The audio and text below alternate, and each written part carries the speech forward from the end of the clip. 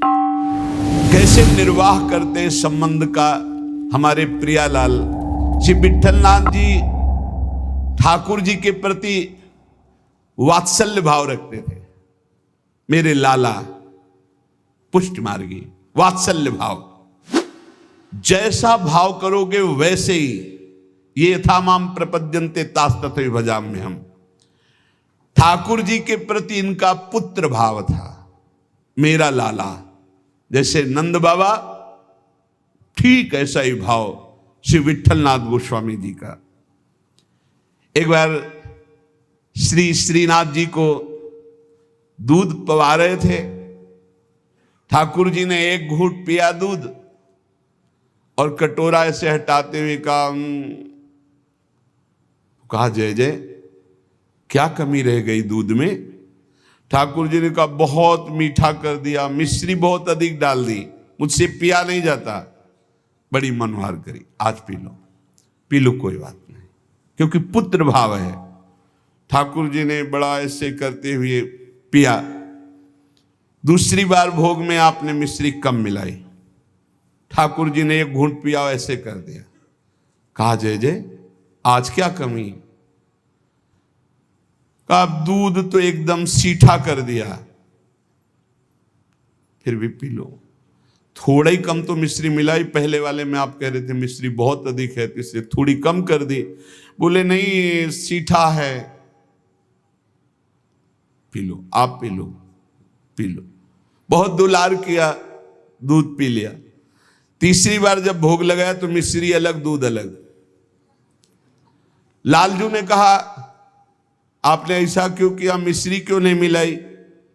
गोसाई जी ने कहा जब मेरे द्वारा मिलाई हुई मिश्री आपको पसंद ही नहीं आती, कभी कह देते हो बहुत मीठा है, कभी कह देते हो सीठा है, तो आज स्वयं मिला लो। तो हंसकर कहा कि हम मिलाने लायक हैं? हम आपके बालक हैं, बालक मिलाना क्या जाने? और दौड़ गए और गोद में बैठकर छाती से चिपक गए और कहा रूस गए क्या, मिला के पिलाओ, हम तो बालक हैं, हम थोड़ी मिला पाएंगे। ये था माम प्रपद्यन्ते, वात्सल्य भाव, मेरे पुत्र हो। तो वैसे ही ठाकुर जी, गोसाई जी ये हृदय से चिपक करके श्री श्रीनाथ जी कहने लगे मैं तो आपका बालक हूं ना। अशुभ प्रवाह होने लगा। ठाकुर जी ऐसे महान सुख देते हैं जो जिस भाव से। एक दिन मचल गए, सैया रचना करके जब शयन कराने को गए, कहा ये सैया ठीक नहीं है, दूसरी सैया ले आए। ये बिछौना ठीक नहीं है, दूसरा बिछौना ले आए। नहीं नहीं, ये रंग मुझे पसंद नहीं, और रंग का बिछौना बिछा दिया। अब कितने बिछौना, कितनी सैयाएं बदल दी लालजू महाराज बार बार, ये ठीक नहीं, ये ठीक नहीं। पसीना पसीना हो गए थे गोसाई जी। गोसाई जी ने कहा कि आपको कौन सी सैया पसंद आएगी, कौन सा बिछौना पसंद आएगा? बोले बताओ, तुम सैया बनो और तुम्हारी छाती पे हम सोएंगे, क्योंकि हम यशोदा मैया की गोद में ही सोते। अगर दिन में कभी अथाई में बाबा के पास गए तो उनके तोंद पे लेट के सोते। तो आप लेटो और आपकी गोद में हम, श्रीनाथ जी, श्री विट्ठलनाथ जी गोस्वामी जी की गोद में जैसे माँ की गोद में बच्चा, ऐसे श्रीनाथ जी सोए। एक दिन श्रीनाथ जी के सामने गिरिराज जी से बंदर आया, हु ऐसे किया, वो जैसे बंदर करते हु ऐसे, वो बड़ी जोर रो पड़े श्रीनाथ जी। और गोस्वामी जी सेवा में थे, तत्काल गोस्वामी जी के ऐसे गोद में चिपक गए और कहा बंदर मुझे डर लगता है। गोसाई जी ने कहा इस बंदर से डर लगता है?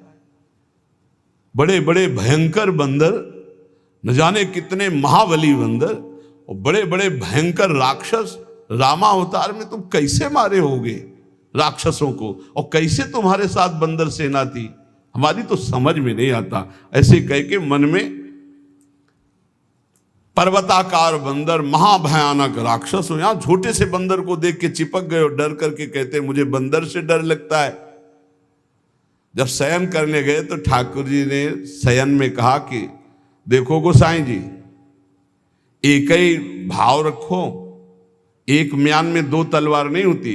यदि पुत्र माना है तो केवल पुत्र मानो, अगर भगवान मानोगे ऐश्वर्य तो फिर पार नहीं पाओगे, हम ऐसा ऐश्वर्य दिखाना शुरू कर देंगे। अगर पुत्र माना है तो केवल पुत्र ही मानो, तो तुम्हारा बेटा बंदर से डरेगा कि नहीं? तो हम वैसे ही डर रहे हैं जैसे बेटा डरता है। और अगर ये कि भगवान ऐश्वर्यशाली, तो फिर पार नहीं पाओगे, हम इतना ऐश्वर्य दिखा देंगे। एक म्यान में दो तलवार नहीं रहती।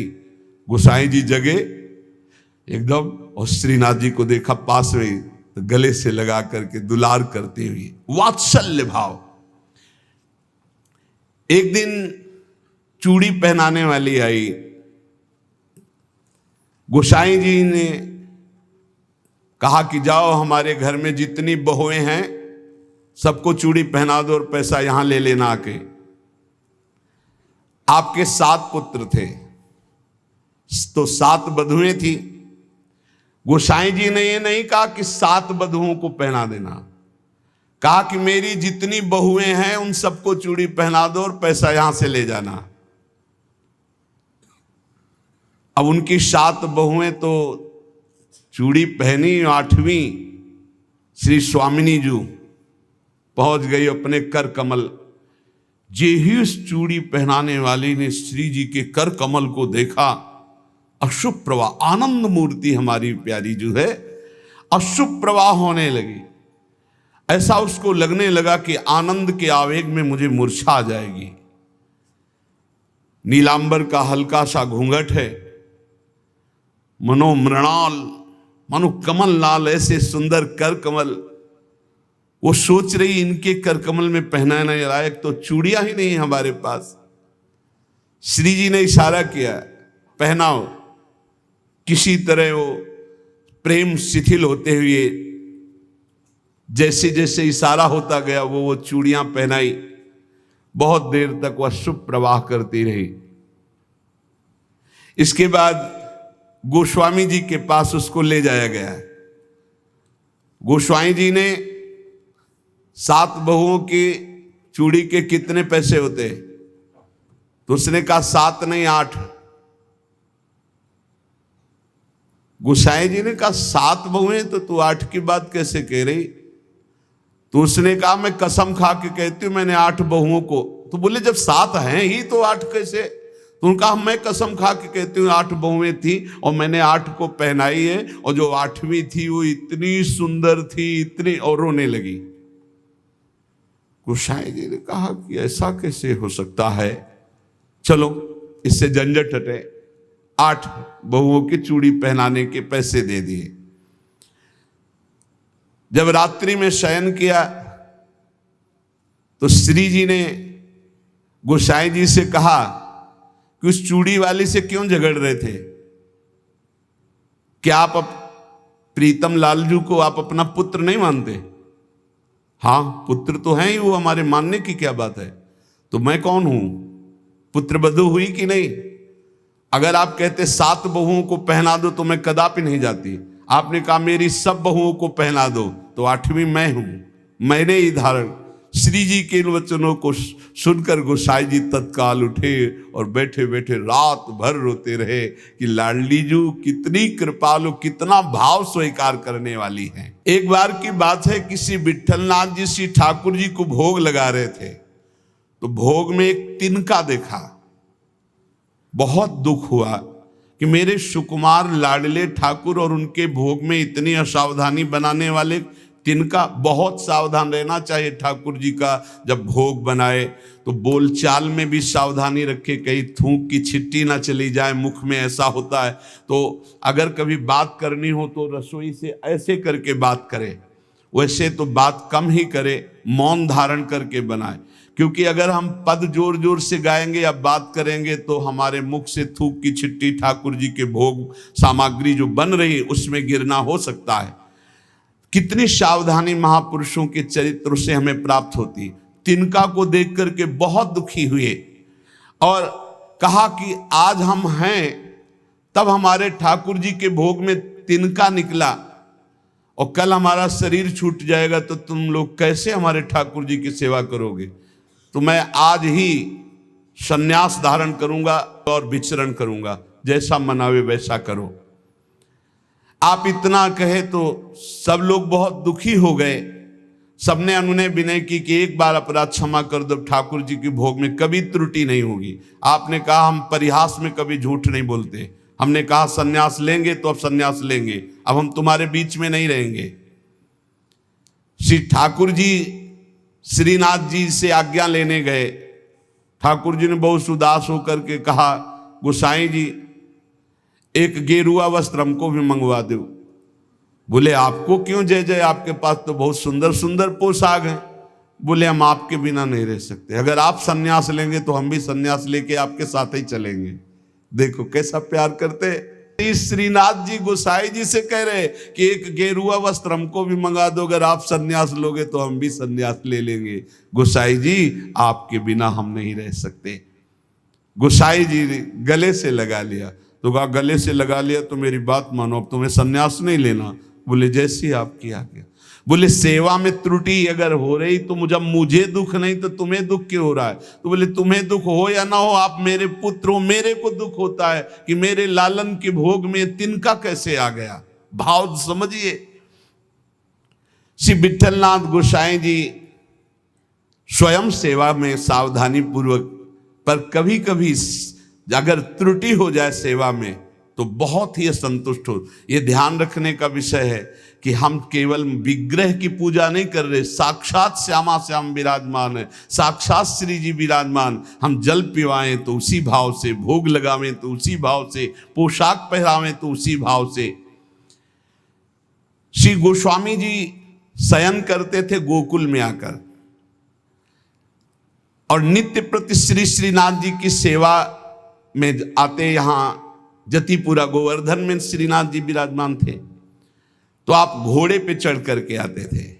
यदि कहीं आने में कुछ विलंब हो जाए तो अन्य सेवा चाहे कोई कर ले, पर आरती आप ही रोज करते थे, आरती सेवा आप ही करते थे। आज भी बल्लभ कुल में नियम चला आ रहा है कि और ठाकुर सेवा तो सब मिलके करेंगे, लेकिन आरती गोस्वामी वंशज ही करेंगे। श्री ठाकुर जी की अक्षुण्ण सेवा गोस्वामी जी अपने बालक के समान मानकर करते।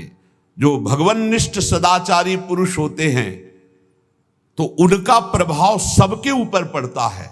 उस समय भक्ति का वातावरण एक बन चुका था, जिसको देखो सब भगवान की भक्ति में निमग्न। जो श्री विठलनाथ जी थे ये श्रीमद वल्लभाचार्य जी के द्वितीय सुपुत्र है। आपका जन्म प्रादुर्भाव विक्रम 1572 में काशी के निकट चुनारगढ़ में हुआ। श्री आचार्य महाप्रभु वल्लभाचार्य जी ने प्रयाग में अड़ैल में आकर आपका जन्मोत्सव मनाया। बड़े शुभ संस्कार बचपन से ही। आचार्य महाप्रभु जी के निरीक्षण में आपने समस्त शास्त्रों का सम्यक अध्ययन किया और गृहस्थाश्रम में प्रविष्ट हुए। आपकी 2 पत्नियां थी, रुक्मिणी जी और पद्मावती जी। श्रीमद वल्लभाचार्य महाप्रभु जी के गोलोक गमन के अनंतर उनके ज्येष्ठ पुत्र श्री गोपीनाथ जी, ये द्वितीय पुत्र से श्री विठलनाथ जी, गोपीनाथ जी आचार्य गद्दी पर बैठे, परंतु थोड़े ही समय में वो गोलोकवासी हो गए। और गोपीनाथ जी के जो पुत्र थे श्री पुरुषोत्तम जी, वो अभी बाल्यावस्था को थे, तो विठलनाथ जी को ही सारा कार्यभार संभालने को मिला आचार्य गद्दी का। ठाकुर जी की सेवा, ठाकुर जी का सब ऐश्वर्य श्री विठलनाथ जी संभाले। श्री विठलनाथ जी संभाले तो, पर कृष्णदास जी ये वल्लभाचार्य जी के शिष्य और ये संपूर्ण सेवा सामग्री के अधिकारी थे। यहां एक बहुत सूक्ष्म विषय निकल के आता है कि कभी गुरु और गुरु वंशज के प्रति थोड़ा भी हे भाव न कर ले, नहीं तो दुर्गति पक्की है, चाहे जितना बड़ा उपासक हो। कृष्णदास जी बहुत बड़े महापुरुष हैं, पूरे श्रीनाथ जी की सेवा के अधिकारी हैं, अधिकारी पदवी नहीं की है। अब किसी सेवा पद्धति को लेकर कृष्णदास जी से श्री विट्ठलनाथ गोस्वामी जी ने, तो कृष्णदास जी असंतुष्ट हो गए। यहां त्रुटि हो रही है कृष्णदास जी से। कृष्णदास जी ने क्या किया कि जो गोपीनाथ जी गोलोक गमन हो गया था, तो उनकी पत्नी और उनके पुत्र पुरुषोत्तम जी अभी छोटे थे, उनसे बात की और गद्दी पर पूरा अधिकार कर लिया। पुरुषोत्तम है ही, क्योंकि उनके पिता गोपीनाथ जी अधिकारी थे, और हटा दिया श्री विट्ठलनाथ जी को। और हटा ही नहीं दिया, पूरी सेवा से हटा दिया कृष्णदास अधिकारी जी ने। पुरुषोत्तम जी को गद्दी पे बैठा दिया, उनकी मां को समझा बुझा करके दस्तखत करवा लिए और श्री विट्ठलनाथ गोस्वामी जी को हटा दिया। न श्रीनाथ जी की सेवा, मतलब आना भी बंद करवा दिया।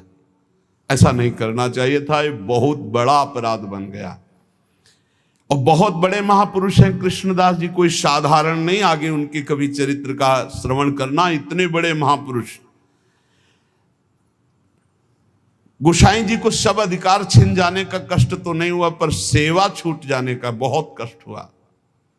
और महापुरुषों के हृदय में किसी भी तरह का यदि कष्ट हो गया तो उसे फिर भगवान बर्दाश्त नहीं करते।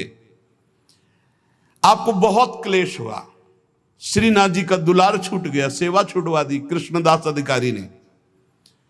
आप पाराशौली में जाकर रहने लगे, पर बहुत दुखी अंदर से। और दूर तक, वहां तक आते जहां श्रीनाथ जी की ध्वजा दिखाई देती है, वहां से साष्टांग दंडवत करके बहुत एकाग्रता पूर्वक ऐसे देखते, मंदिर की तरफ रोने लगते श्री विट्ठलनाथ जी। ये बहुत बड़ी हानि का विषय, बहुत बड़ी हानि का विषय। गुरुजनों से विरोध करने का मतलब है सर्वस्व का नाश, चाहे जितना बड़ा भी कोई तपस्वी भजनानंदी हो। एक श्री रामदास जी भीतरिया, जो ठाकुर जी की सेवा में रहते थे, वो श्री विट्ठलनाथ जी की स्थिति से परिचित थे। वो रोज गुप्त रूप से समय निकालते। यद्यपि श्री कृष्णदास जी ने उनको भी मना कर दिया था, पर वो जाते और गोसाई जी को श्री लालजू का बीड़ा प्रसाद देते। बीड़ा प्रसाद आंखों से ऐसे रख करके खूब रुदन करते श्री विट्ठलनाथ जी। ये बहुत बड़ा अपराध है, बहुत बड़ा अपराध।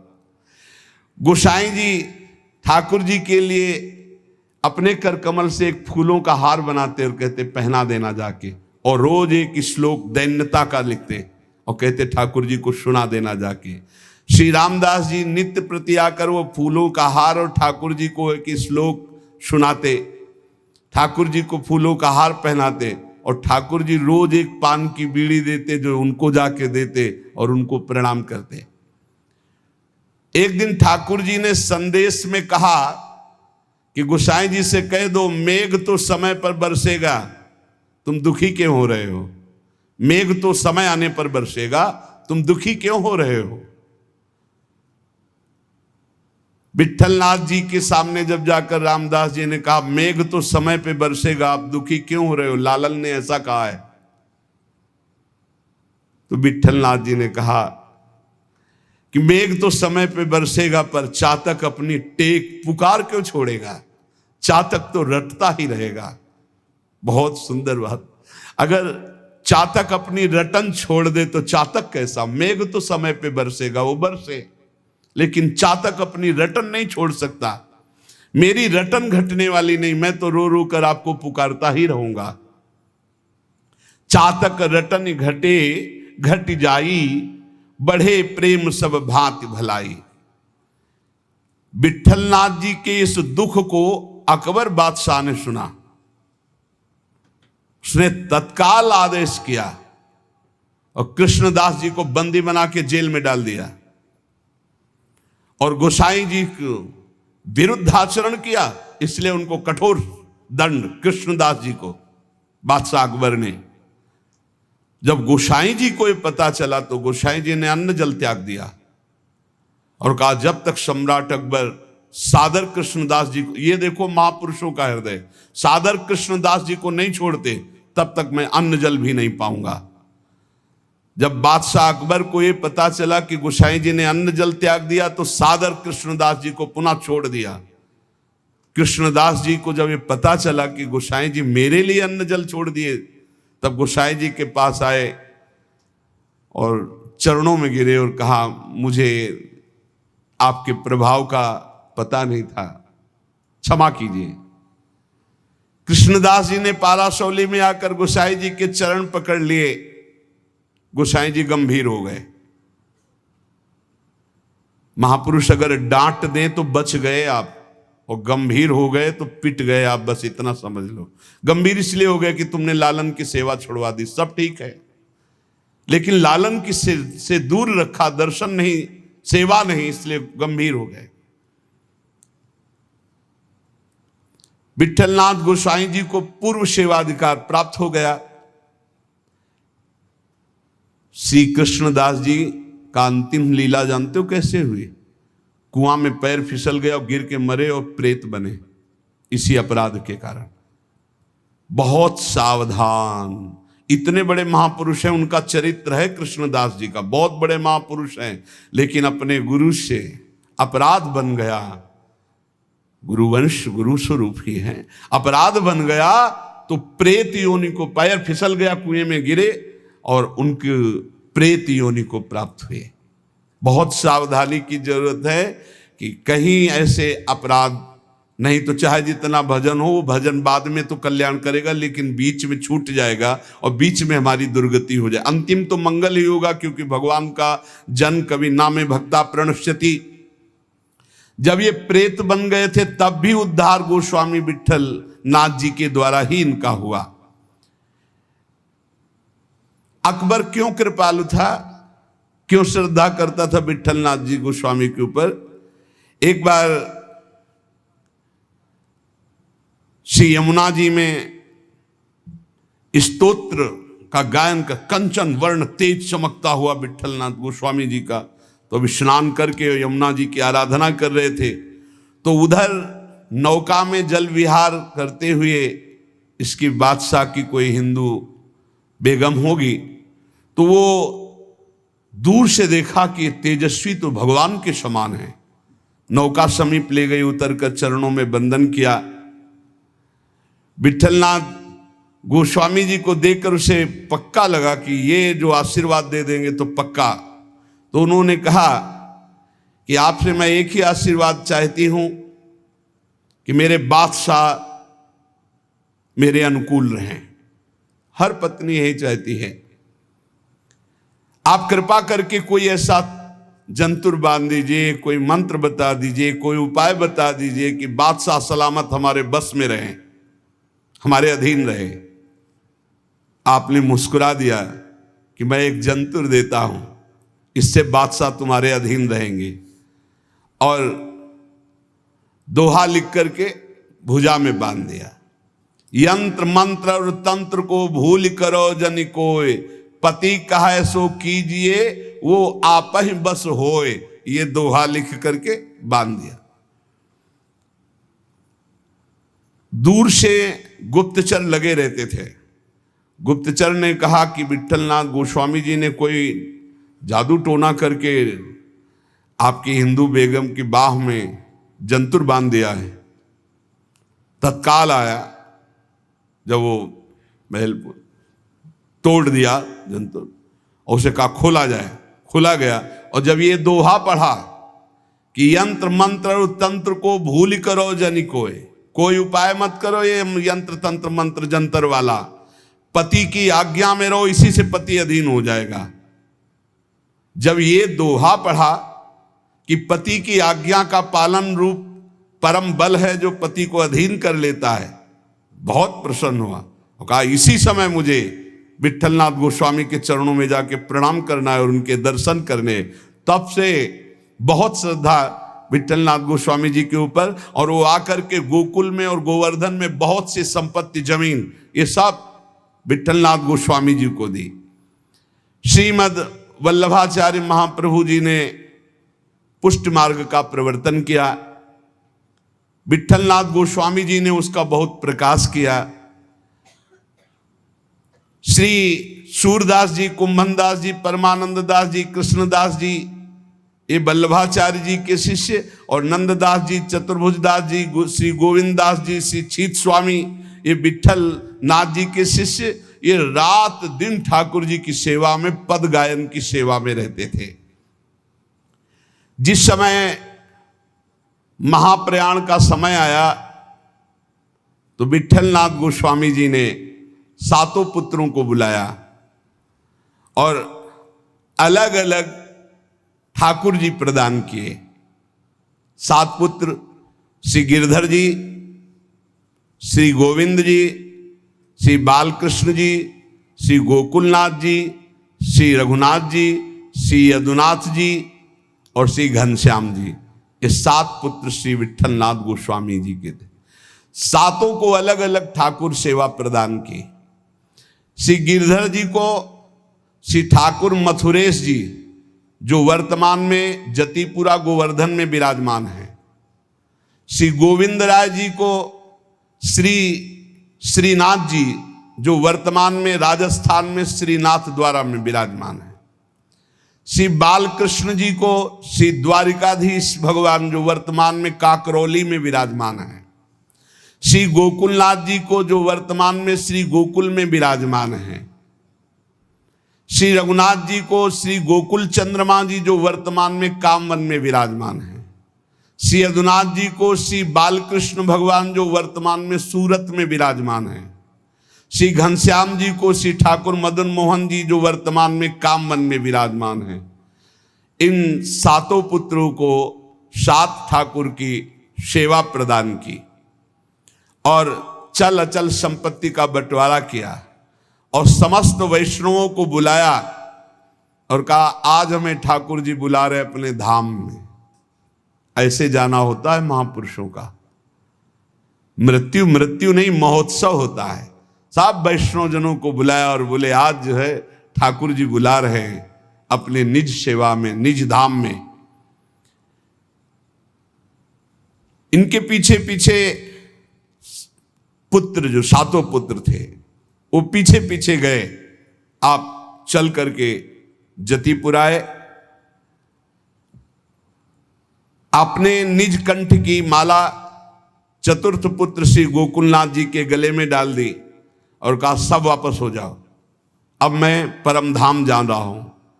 और गुफा में प्रवेश करने लगे तो सबसे बड़े पुत्र गिरधर जी ने आपका वस्त्र पकड़ लिया, तो केवल वस्त्र ही हाथ में रहा और आप अंतर्ध्यान हो गए, सदैव भगवान के धाम को गए श्री विट्ठलनाथ गोस्वामी जी।